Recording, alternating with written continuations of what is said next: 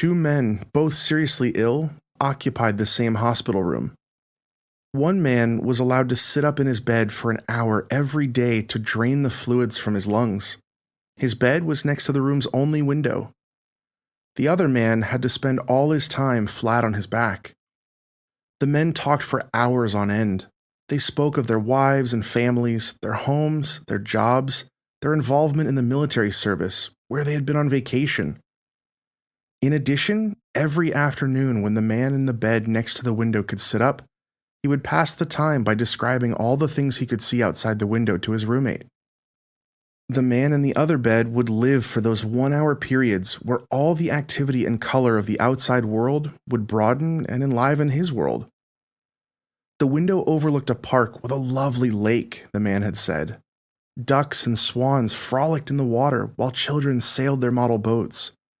Lovers walked arm in arm amid flowers of every color of the rainbow. Great old trees graced the landscape, and a fine view of the city skyline could be seen in the distance. As the man by the window described all this in exquisite detail, the man on the other side of the room would close his eyes and imagine the picturesque scene. One warm afternoon, the man by the window described a parade passing by. Although the other man could not hear the band, he could see it in his mind's eye as the man by the window portrayed it with descriptive words. Unexpectedly, an alien thought entered his head. Why should he have all the pleasure of seeing everything while I never get to see anything? It didn't seem fair. As the thought fermented, the man felt ashamed at first. However, as the days passed and he missed seeing more sights, his envy eroded into resentment and soon made him bitter. He began to brood and found himself unable to sleep. The thought, I should be by that window, now controlled his life. One late night, as he lay staring at the ceiling, the man by the window began to cough. He was choking on the fluid in his lungs.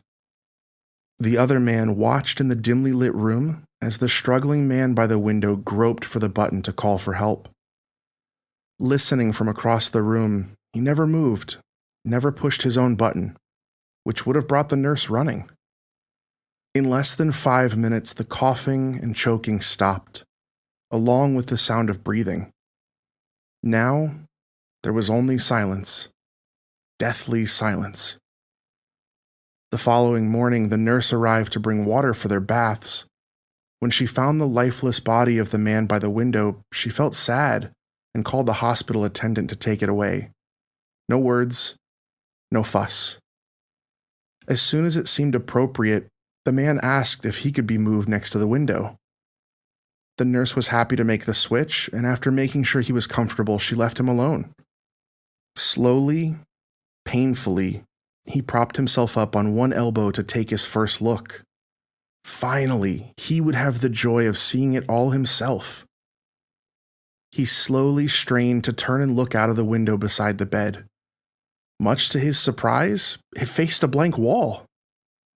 The man asked the nurse what could have compelled his deceased roommate, who had described such wonderful things outside this window. The nurse responded that the man was blind and could not even see the wall. She said, "Perhaps he just wanted to encourage you." Thank you for watching this video. Please consider subscribing.